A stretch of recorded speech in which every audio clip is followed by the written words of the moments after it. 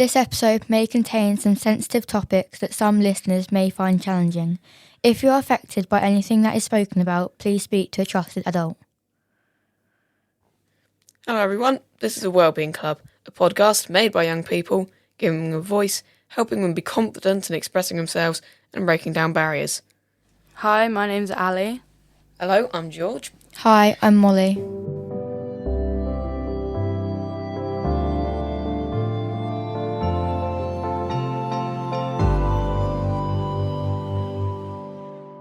In today's episode, we are going to talk about stress and anxiety. We chose this theme because this is something a lot of people struggle with, especially as they're entering their teenage years, growing up with pressures through social media, school, and meeting society's expectations. So, Ali, I know you're part of the Be Well Youth Steering Group, so could you give us an introduction to what Be Well is? Yeah, so Be Well is a wellbeing survey which collects data and then takes that to schools to then change things within the schools to support their students with things to do with, obviously, wellbeing. Thanks for that, Ali. We're now going to describe to our listeners some stats from our most recent Be Well survey. In the most recent Be Well survey, young people were asked the question, in the last month, how often have you felt that you are unable to control the important things in your life? 22.81% of young people said either fairly often or very often. In the last month, how often have you felt difficulties were piling up so high that you could not overcome them? When the young people were asked this question, 23.49% of them said that it was fairly often or very often. In the last month, how often have you felt confident about your ability to handle your personal problems? When the young people were asked this, 39.17% answered with fairly often or very often. In the last month, how often have you felt that things were going your way? 32.82% of people answered that it was either very often or fairly often. When students were asked how pressured they felt by the schoolwork they had to do, 60.12% said that they were pressured. This was out of 20,000 students asked. So today we have a professional here called Hannah. Hannah, why did you join us today on the Wellbeing Club? Oh, thank you, Molly. This is a perfect opportunity to support young people in a different area. And I think having open and honest conversations about some of the things that you guys are struggling with is an opportunity for me to support you guys in a different way. Yeah, thank you for that, Hannah. So, Hannah, what is it that you do as a profession that links back to stress and anxiety? So I currently run a private practice in the city called The Beautiful Mind Coach. And that is driven by my own experience with poor mental health from when I was a teenager, so my early to late teens. Unfortunately, I grew up in the middle of nowhere in rural Oxfordshire and really struggled at school with finding my identity.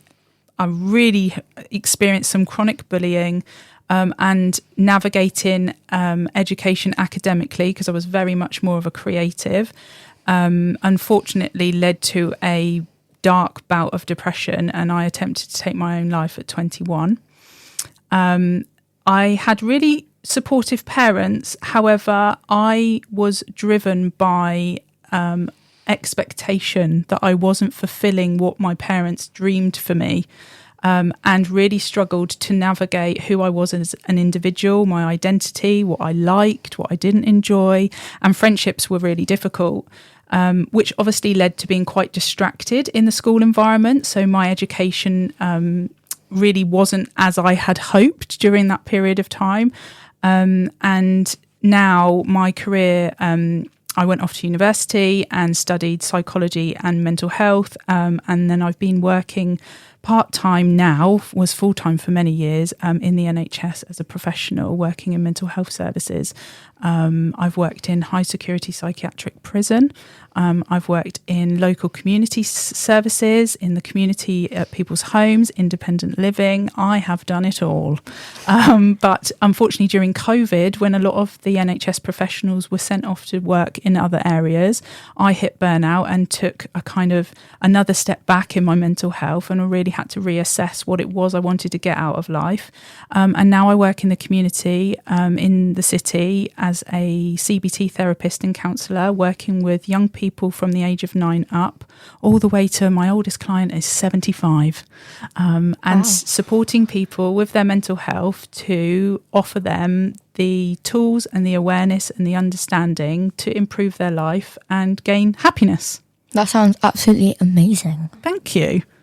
So, Hannah, would you mind clarifying what CBT is? Yes, so CBT is cognitive behavioural therapy, and it's a form of psychotherapy that looks at people's symptoms of mental health and aims to reduce the struggles that people face with their mental health when we look at things that like depression, anxiety, stress, and PTSD, which is post-traumatic stress disorder. Okay. Yeah, you mentioned earlier about being driven by high expectations, so I thought I'd just ask, is working towards expectations always positive? Because now young people are faced with social expectations teachers have given them, the school's given them, so is it always a positive thing? It's a very good question, George. I think it comes down to the individual and also dependent on what the expectation is, what you're striving for. I think if I think about my own situation, my parents never used anything verbally or said any words that made me feel like they had an expectation of me. They never criticised anything. They never questioned what I was doing. But I, through body language and kind of the home environment, I got the impression that I probably wasn't pursuing the journey of my life that they had expected for me, and based around my siblings and what they had done. It's quite an interesting one when you think about expectation, because a lot of that comes down to who we are as individuals, whether we like ourselves, whether we're aware of who we are as individuals, whether we're quite confident in who we're trying to aspire to be in the world. But there's a lot of influence that goes on behind the scenes in terms of nowadays, for you guys in particular, social media. I grew up in a world, there was no social media. I didn't have a phone till I was 17. Oh. And I'm now 40. Yeah. So you have to think there's a lot that goes into expectation that is so personable for the individual. Yeah, so thanks for that about expectations, because there are some people, like you mentioned, some people want to take a more creative path, Yep. and their parents might say they want them to take this path. So, yeah, thank you for clarifying. So Hannah, what are some of the behaviours and psychological effects of stress and anxiety? Because you've said that it all comes down to the individual. So what are some of the most common signs of stress and anxiety? Oh, that's a good one. I think the first question would be, do we know the difference between stress and anxiety? Do any of you know the difference? Not really, no. No, so if I start with that, so stress is kind of what we describe as an activating event, something that happens in your life, whether that's a situation or a conversation or a word that triggers you to feel kind of that bit of worry inside you. And then the anxiety is kind of the consequence of that stressful situation, how it makes you feel and the emotions that you feel. So I hope that makes sense. Some of the different behaviours and the effects that you find, I guess with anxiety, a lot of people who struggle with anxiety withdraw. And George, we spoke earlier about the word isolation, and it can be a lot easier to just not do anything and not socialise with your friends or not go to places that you would normally enjoy. I think that sometimes with anxiety, you find your own mechanisms that work in terms of support for you. So for me, during my hardest times with bad mental health, it was music. Music was a huge thing for me, and it still is now. It's something that I would go to because I would find emotional support in the music and in the words and how it made me feel. Do any of you relate to that? Yeah.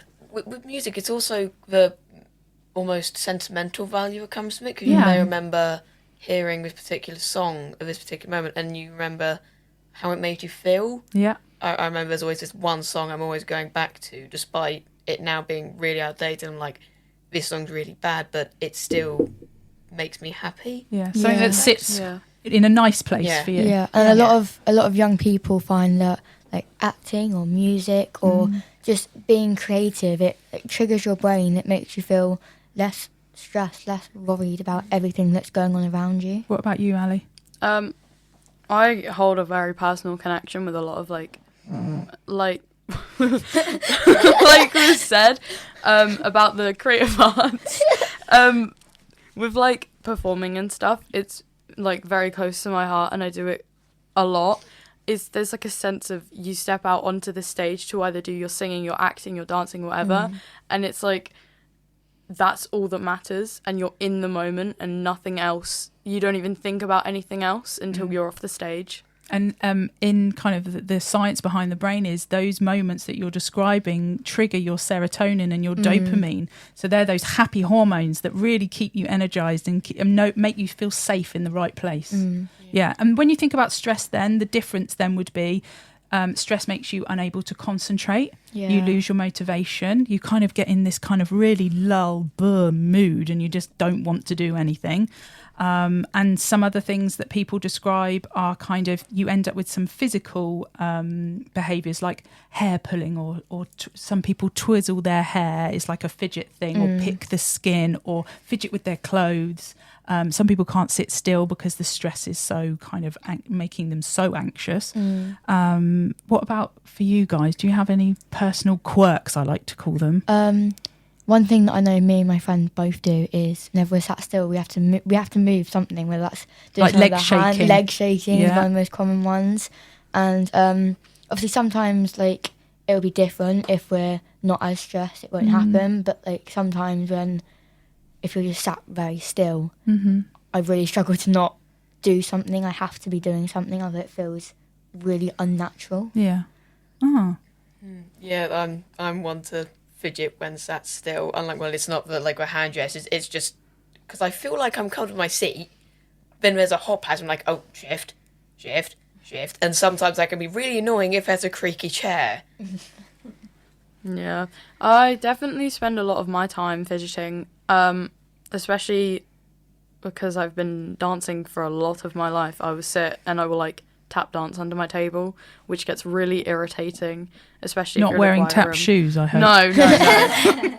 Especially not wearing tap shoes, because that would be really bad. Yeah.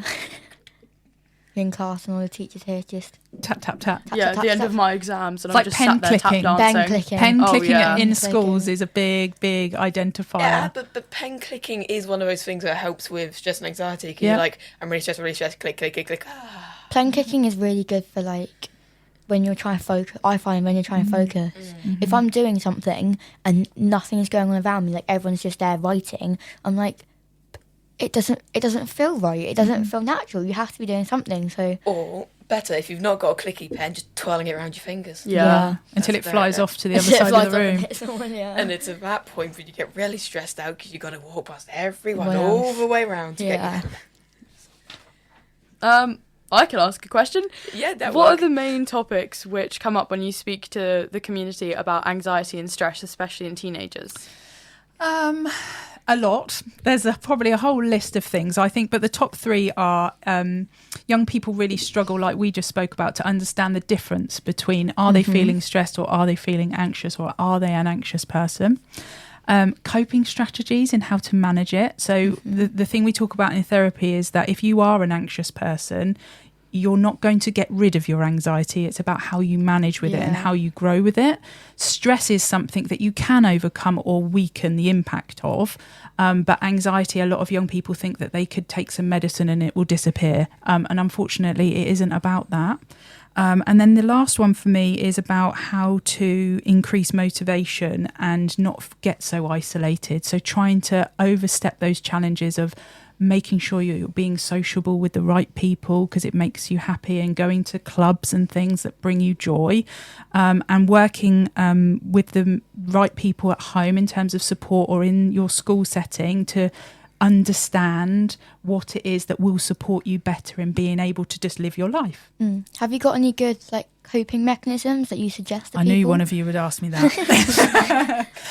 So something that I teach young people is the 3-3-3 rule. So you name 3 things that you can see, 3 things that you can smell, and 3 things that you can hear. And that's when you're in a state of anxiety and you really need to try and find a way to settle it. With stress, we talk about mind mapping, and we talk about the 3 R's. So we talk about the reason you feel stressed, the relevance of the stress in your life and how do we resolve it? So if we think about something maybe like today, I had to get my little boy to the cinema before I came here, but the navigation of time for me was a little bit stressful. So the reason for me was I needed to get here and he needed to get to the cinema. So I had to ask a friend to help me. So that was kind of the relevance in my life was that where I needed to be and he needed to go. And the resolution was that I asked a friend to help me. Now, that's just a very basic example. But if we think about that to some of the things that you guys deal with in terms of kind of school exams or coursework or a deadline or something like that, when you process through the mind map of the 3 R's, it really can help you to just identify some areas of finding some support or resolution to make it less stressful. Yeah, it's what you said of getting lost in the time, essentially, is time management is a really good way to deal with it. Because if you almost draw out a little timetable for yourself and like, at this point, I need to do this particular bit of homework, then I can have some rest time. And then if you map that out, not only do you make your life more organised, you also find yourself less stressed trying to rush something through at a deadline, because I think everyone in here has tried to rush something through at like last minute. Oh, definitely, definitely. And then everyone's like, oh, why did you get a really low grade on this piece of homework? I did it at 12 last night. Yeah, or people leave everything to the last minute and then they're like, I don't know what to do. I know that a lot of people that I know, they'll leave homework to the very last minute and then I'll be texting people like, can you help me with this please? And it's like, you've left it to the last minute, so it's going to put more pressure on you. And then you either get moaned at by teachers or your parents and they'll be like, why didn't you do it earlier? And like, I know a lot of people overthink stuff as well. They'll overthink doing it and then they won't do it. And then they'll leave it to the very last second to do it, and it's not good for them. No, and you end up in this cycle where you've got a situation and you overthink it, which creates the stress, which then leads to anxiety, and you're no closer to the resolving it, and you're just going round and round and round. Exactly. So if you are stressed or anxious about meeting deadlines, then time management is the single most effective way of doing it. There's no way of dressing it up. You've got to make a timetable. And even as adults, time management can be a really difficult thing to manage, but time is the most precious thing we all have. And as a person who had a second chance, I'm very conscious of how much time I have now. And the more you look at your timetable and make pockets of time to complete certain things, you actually get more downtime to do the things you really want to do that aren't homework. Yeah. Rest time is also really important, because if you just do work, you're going to get down. So having those creative things you can fall back on, like a sport you can take up or a hobby, baking is especially good as a hobby because you just get to take yourself out on it, especially bread. But then you've got to eat it all. Exactly, that's the fun part. That's the best part. Although I don't eat any of my bakes because I'm too fussy to eat them. I'll let other people eat them, but I won't eat them. It's very weird. And you must find that with dancing, Ali. Your go-to, like, create time, like you were talking about, where you kind of put yourself in the zone and you get to zone out. Yeah, I do, like, a lot. It's good to have, like, the time that you have to do something, like, where I have my lessons and things, having that set aside so I know at this time on this day I get to be calm with my friends and do my acting, my dancing, my singing, whatever. But then if, like, I'm in a show, that can just also be stressful on the other way, because like I have to go to rehearsals, I have to learn my lines, I have to learn the dances, I have to know everything off by heart so that I can get on the stage and have that moment of, this is what I've gotten to, I'm calm, I know everything I'm doing, this is fine. It can be good for stress relief, but it can also cause stress at the same time. And that's only because you care. Yeah. Ali did mention having friends, and friends is also a really good coping mechanism, because if you have these people you can really trust, you can almost fall back on them and say, I'm feeling down at the moment, I need help, and then most people, that friend is there to support them. And it's also a way of knowing if it's a true friend, because there are some friends who are just going to leave you a chance, I get, but if you have a friend who's there for you, they will be able to help you out of that rut almost. So, Hannah, can stress actually be any good for young people? I think small amounts of it are. I think ultimately it moulds us, it makes us work hard, it builds resilience. So the next time that you face something stressful, you've learned something to be able to move forward with the next bit. But I think it depends on how chronic the stress gets. If it gets to the point of you really seriously not being able to cope, then obviously no, it's not good for young people. But it just depends what type of stress it is. And obviously we have to be quite conscious of the fact that stress can lead to things like increased heightened anxiety and depression. So we just have to keep that on our radar. But if you are feeling stress or you feel that you're moving into that space, you need to work out what it is you need to reduce that in terms of your own well-being, whether it needs to go back to music, start journaling, watch a good box set, see your friends, be outdoors, etc., etc. Well, thank you for that answer, Hannah. Yeah, with the stress again, it is, as you mentioned, in small amounts, it can be positive. It also depends its circumstances, doesn't it? Because if it's like exam stress, you can deal with a slight bit more of it. If it's coming from different sources, then you'll suddenly under more pressure from it. It's about like the stacking element. If you've got kind of 5 different pockets of stress and you're stacking them up like Lego bricks, and then eventually you get so stressed your tower falls down, it's about how you manage each one of those bricks in terms of stress. Yeah. It's also how greatly it will affect you, because like an exam, it can cause more stress if it's like a GCSE, but if it's like a mock exam or the year 6's SATs, that has slightly less effect, so you're not quite as concerned about it. Yeah, I guess it's how important it is to you. Hannah, do you know why young people are unable to cope with stress? Why? Some of it will come down to the education behind management of stress. I think a lot of it comes down to, we spoke about earlier about expectation and feeling that they should be living kind of this life up here where actually the balance is down here in the middle. Peer pressure, I think, in terms of how your other peers are living, what they're doing in their life, what they prioritise. I think there's a lot more to be done in schools in terms of what support you guys are offered around exams in particular, but just general school environment. Unfortunately, there are young people who don't have the support at home, or their home life is very fractious. So unfortunately, that adds another level of stress that sometimes then can impact the educational environment because they're having to bring it into the school day. In terms of being able to manage it, it does come down to awareness and understanding of what can be done to support them, and understanding the tools that are available, or talking to a professional sometimes is people need the safe space to go and do that and just kind of have their opportunity to vent and release the worries that they have. They might not need a specific tool, but that opportunity to talk to someone that's not going to judge them and who is non-biased and just will just listen, and that opportunity to just feel safe. So do you think young people feel less stressed if school put in more measures? I think there's a lot more schools can do to support young people. I can't say that would make it any less for the individual because it is all very personal, but I do feel that there is a lot. Just like in the community, I hope for one day that there will be youth centres that come back and they offer these young people a space to go and be safe, to get new skills, to integrate themselves in new friendships, and just come away from the school environment and just have that place that you know that you can go to and just feel those happy hormones again. But the educational environment definitely needs some work. Yeah, that your mentioning of that safe space also brings back what I said earlier about sports. So having a sport almost, so that's either like football, rugby, maybe a more vocational sport like Ali does dance. How can sport, because sport can lower stress, but also if there's a big event happening in your sport, it may elevate stress. So what would you say sport has an effect on people?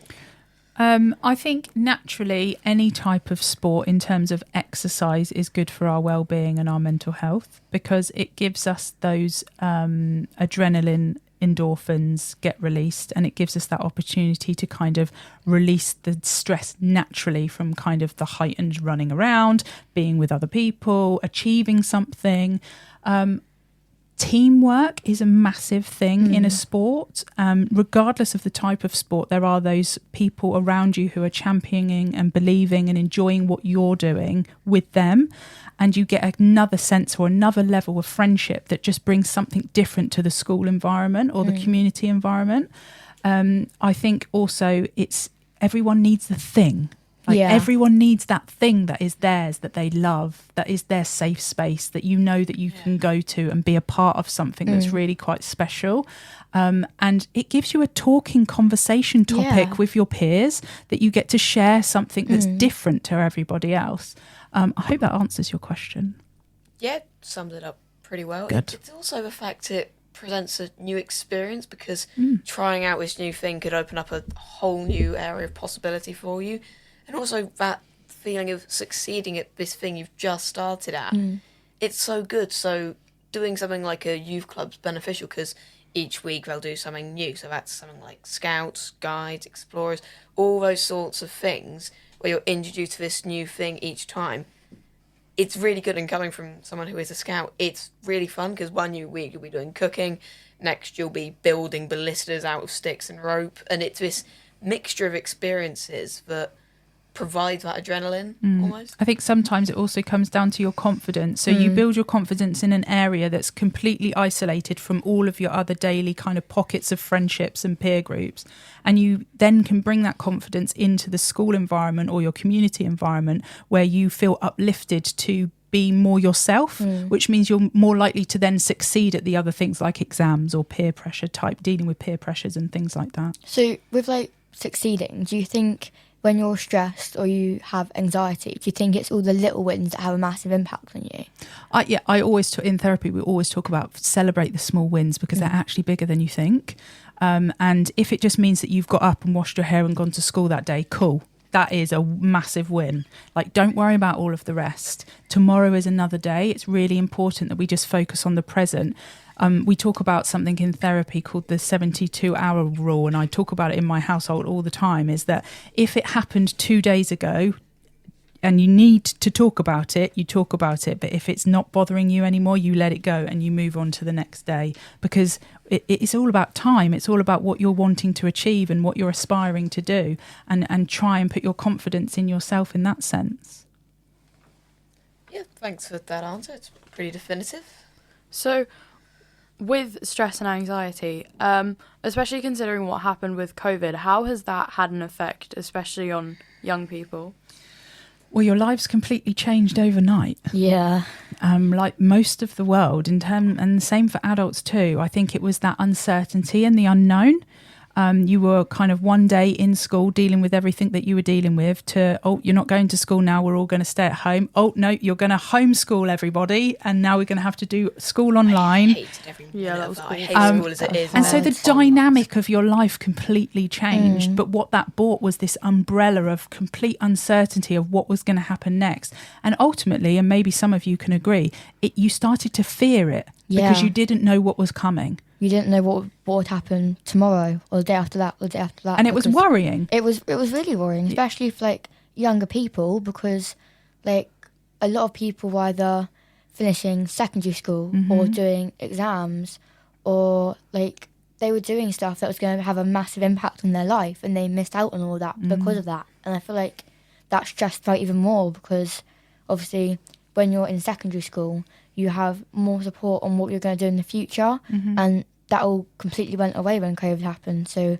a lot of people were uncertain about what was going to happen in the future for them. And we spoke a minute ago about kind of clubs and the importance of having a thing to do. Even that went. Yeah. You didn't have anything but be at home in those four walls. It was really bad. But that's why things that started off, such as, I think most people have heard of him at this point, you've all seen Mummy Asda adverts, Joe Wicks, he helped a lot of people because he was keeping everyone active during the pandemic. And yeah, it may have been slightly tedious, but it kept us all happy and active, so it was beneficial. Also, mentioning the people being fearful of it, yes, because all young people were concerned about, they didn't realise how small chances of actually dying from COVID were. But when I was tested positive for it, I looked at it and went, uh-oh, I don't like this. No, So I was scared to death for like 2 weeks. And when I finally went away, I was like, oh, thank God, I survived COVID. And a year later, on my birthday, I test positive for it again. And I think alongside that, when you talk about the testing, we talk about the words for young people as positive and negative as the narrative of words. It was the reverse in COVID. So COVID positive was not a positive thing. And so a lot of young people now are really struggling with the understanding behind that narrative, because they focus on the words specifically themselves and they can't understand. And the words have different meanings. Yeah. It's like, It's really hard when terminology is used in different places that mean different things in ways other people understand them. The language that is used is really important when you're communicating to young people, but also how you guys communicate your feelings back. Because I was reading this book the other day and I saw this terminology used in it and went, oh, that means this. Unaware that it actually meant something completely different. So it's also a good thing to show what things mean to avoid confusion. Yeah. well, thank you for all of that. But one final question is, what are your top tips for young people dealing with stress and anxiety? Oh, top tips. I think what the terminology I would use is go back to basics. What is in your toolkit? What is it that you enjoy, that supports you, that you love, that can be just your thing, nobody else has to understand? So things like journaling, things like exactly what you're doing in the Wellbeing Hub as peers, like supporting each other through conversations like these, any clubs that you're doing, any creative things, like being creative is a huge mental outlet for people. And people I meet say, oh, I'm not very creative, but even just doodling is creative. Getting out in nature, being outdoors as much as you possibly can. Yeah. We're lucky to live so close to the water, and people take that for granted, but it has a massive impact in positive ways for our mental health. Stress itself is about time management. We go back to that conversation, George, that we just had, where if you actually planned out your time, you would create more time for yourself to do the things that are more enjoyable than homework.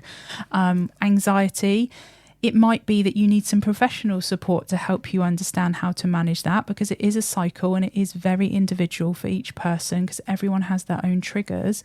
But it's about being confident enough to share and talk and be open to say, actually, I really need a little bit of help here. Okay, well, thank you for that, Hannah. This has been really good. I think the thing I'm probably taking away from this most is that stat we mentioned right at the start of the 60% were pressured by schoolwork.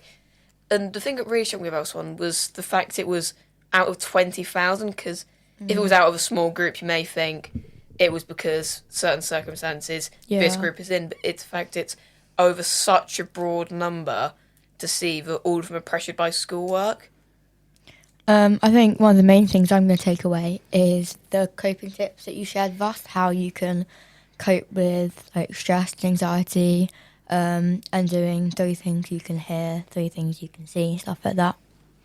I think I'm definitely going to take away a lot about how it's very personal, but even though it is, you can still talk to other people about it, because even though you would think it's personal, there are some shared experiences that people can relate to. Hannah, have you got anything that you'd like to say? I think I'll touch on what Ali said, is that it's really important to keep talking. And as much as I really understand professionally how many young people really struggle being open and confident enough to talk about what they're struggling with, it is probably the first step in the right direction of even reducing the impact for yourself. We're all dealing with life changes. We're all dealing with what we call lots of plate spinning. We've got lots of responsibilities and we've got to be here, there and everywhere. But it's about taking back control of your own well-being for yourself and working out what it is you need to support you, whether that's a club or whether that's talking or whether that's an opportunity to seek professional support. And if that is something that you ever want to think about exploring, then talk to your parents or teachers at school who could probably signpost you in the right direction. But just keep talking, because we take it for granted, but it's so important. But what you said about all the plate spinning, it brings us back to the time management we've been talking out all the way through this episode, where making this timetable to balance out relaxation and getting that thing you need to do done, that is one thing I'm really taking away, because if you're a school student, you've got all of this exams coming up, and if you're in a year 8, you maybe have your options you need to take, Yeah. and that's a big moment in your life. So having this time management is so important.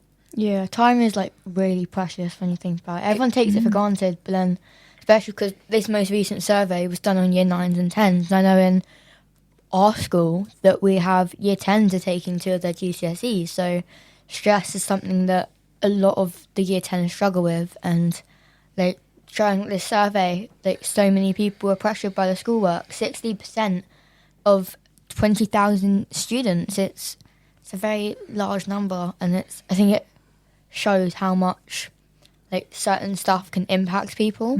Yeah, time being taken for granted is definitely something that happens, because people who are about 40, 50 get called middle-aged, but when you look at average age span, you see they're actually approaching the lower end of their life. So people do take it for granted. Yeah. I'm not going to take offence to anything that you just said. George.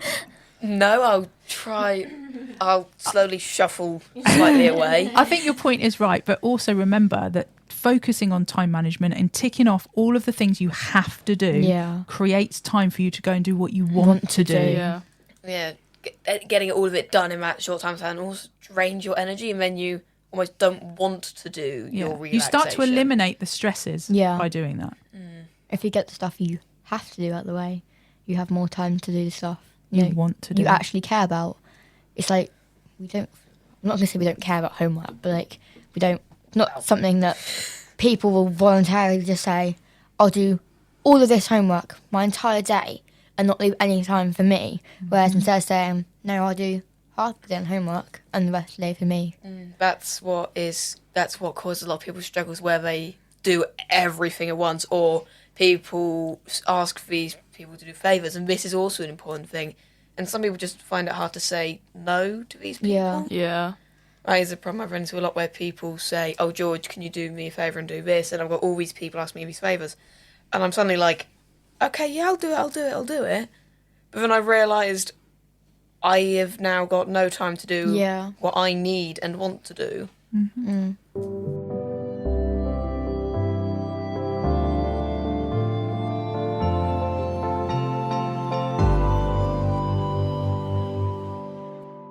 Just like to say a massive thank you to Hannah, the beautiful mind coach, for coming on today to be part of the Wellbeing Club podcast. I'd like to say thank you to Spark Community Space for a recording facility we've recorded in today. I'd like to say thank you to Morrison's at Anchorage Park for providing the refreshments for today. I'd like to say a massive thank you for Be Well for sponsoring the Wellbeing Club. I'd also like to say thank you to the Council for Social Responsibilities for organising the episodes of the Wellbeing Club. And we'll see you next week on the Wellbeing Club for an episode about bullying. Bye! Au revoir! If you have been affected by anything mentioned in this episode today, you can find more information on stress and anxiety on the Young Minds website, www.youngminds.org. If you are a business or an organisation who would like to get involved by sponsoring an episode, please contact Lydia via www.csrnet.org.uk.